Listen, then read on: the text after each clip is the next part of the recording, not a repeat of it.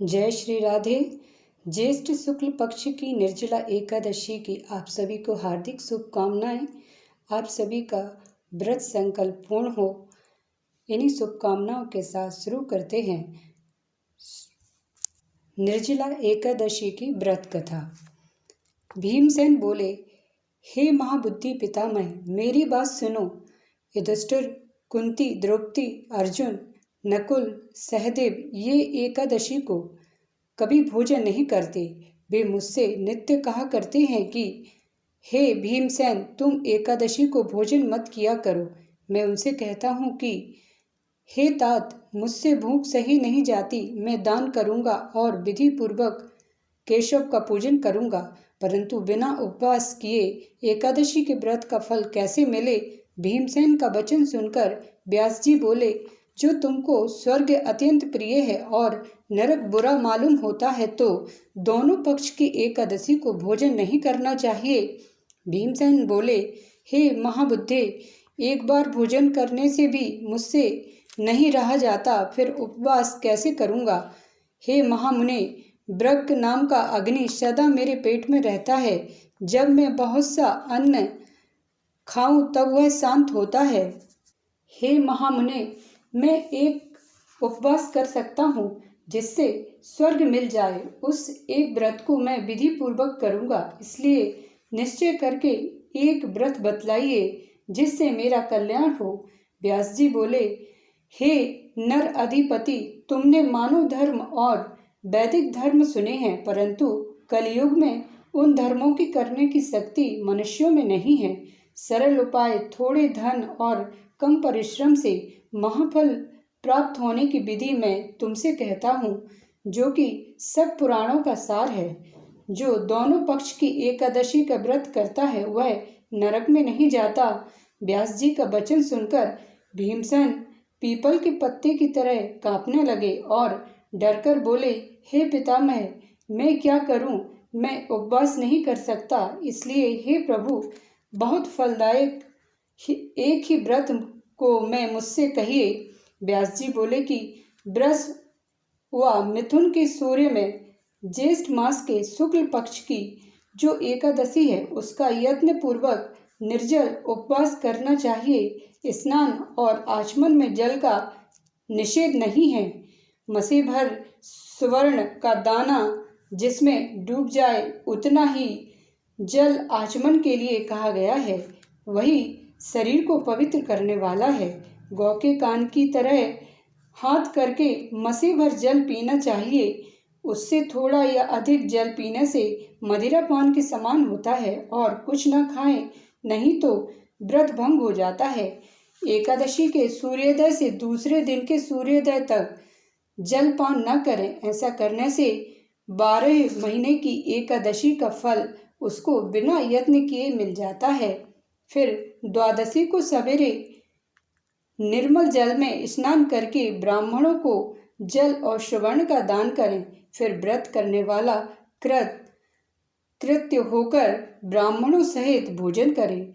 हे भीमसेन, इस प्रकार व्रत करने से जो पुण्य होता है उसको सुनो। साल भर में जितनी एकादशी होती हैं उनका फल इस एकादशी के व्रत करने से मिल जाता है, इसमें संदेह नहीं है।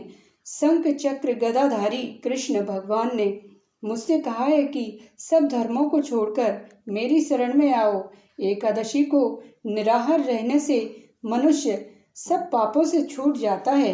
कलयुग में द्रव्य दान से शुद्धि नहीं है, स्मार्थ संस्कार से भी सद्गति नहीं होती। इस दुष्ट कलयुग में वैदिक धर्म भी कहा है।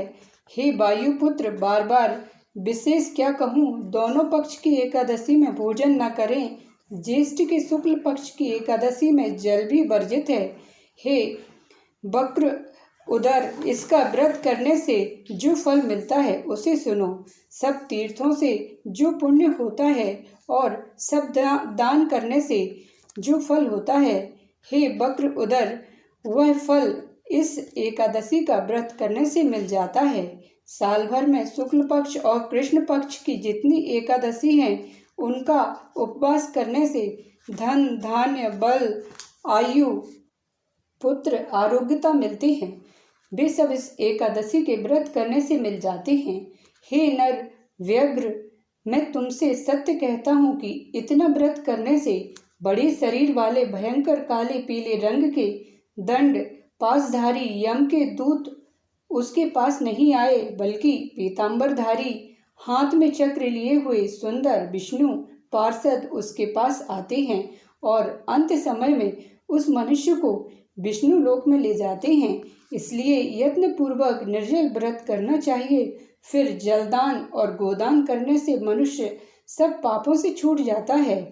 हे जन्मेजय, इसको सुनकर पांडवों ने इस व्रत को किया। उसी दिन से भीमसेन ने इस निर्जला एकादशी का व्रत किया। तभी से इसका नाम भीमसेनी एकादशी भी विख्यात हो गया। हे अनंत, हे देवेश, मैं आज आपका निर्जल व्रत करूंगा और दूसरे दिन भोजन करूंगा। ऐसा कहकर सब पापों को दूर करने के लिए इंद्रियों को वश में करके श्रद्धा पूर्वक व्रत को करें। हे राजन, जिसने निर्जला एकादशी का विधि पूर्वक उपवास किया है, उसका और धर्म से क्या प्रयोजन है? व्रत करने वाला विष्णु लोक को जाता है। हे कुरुश्रेष्ठ, जो एकादशी के दिन सुवर्ण अन्न वस्त्र का दान करता है, वह सब अक्षय होता है। एकादशी के दिन जो अन्न खाता है, वह पाप भोगता है। इस लोक में वह चंडाल होकर मरने के बाद बुरी गति पाता है। जो श्रेष्ठ मास के शुक्ल पक्ष में एकादशी का व्रत करके दान करेंगे, वे परम पद को प्राप्त होंगे। हे कौन्ते, निर्जला एकादशी के दिन श्रद्धा और नियम से युक्त स्त्री पुरुषों का जो विशेष कर्तव्य है, उसे सुनो। जल साई भगवान का पूजन करें और गोदान करें अथवा घृत धेनु का दान करें। अनेक तरह के मिष्ठान और दक्षिणा देकर ब्राह्मणों को प्रसन्न करें। ब्राह्मण के प्रसन्न होने से मोक्ष देने वाले भगवान भी प्रसन्न होते हैं। निर्जला के दिन अन्न गो वस्त्र शय्या आसन कमंडल छत्र पादत्राण इनका सुपात्र को दान देते हैं। वे सोने के विमानों में बैठकर स्वर्ग को जाते हैं। जो कोई भक्ति से इस कथा को सुनते हैं अथवा कहते हैं, वे दोनों निसंदेह स्वर्ग को जाते हैं। मैं केशव भगवान को प्रसन्न करने के लिए आचमन के सिवा एकादशी के व्रत में दूसरा जल ग्रहण नहीं करूँगा। इस प्रकार नियम करना चाहिए। द्वादशी के दिन गंध पुष्प जल और दीपक से देवताओं के ईश्वर वामन जी का पूजन करना चाहिए। विधि पूर्वक पूजन करके विनय पूर्वक कहें, हे देवताओं के ईश्वर, हे इंद्रियों के ईश्वर, हे संसार समुद्र से पार करने वाले, जल से भरे हुए कलश के दान करने से मुझको परम गति दीजिए। ऐसा कहकर ब्राह्मणों के लिए शक्ति के अनुसार कलश देने चाहिए। इस प्रकार जो पवित्र और पापों को दूर करने वाली इस एकादशी का व्रत करता है, वह सब पापों से छूटकर परम पद को प्राप्त होता है। वीडियो अच्छा लगे तो चैनल को लाइक करिए और चैनल पर पहली बार आए तो चैनल को सब्सक्राइब करिए, बेल आइकन प्रेस करिए। कमेंट सेक्शन में ओम नमो भगवते वासुदेवाय लिखिए। मिलते हैं अगले वीडियो में। जय श्री राधे।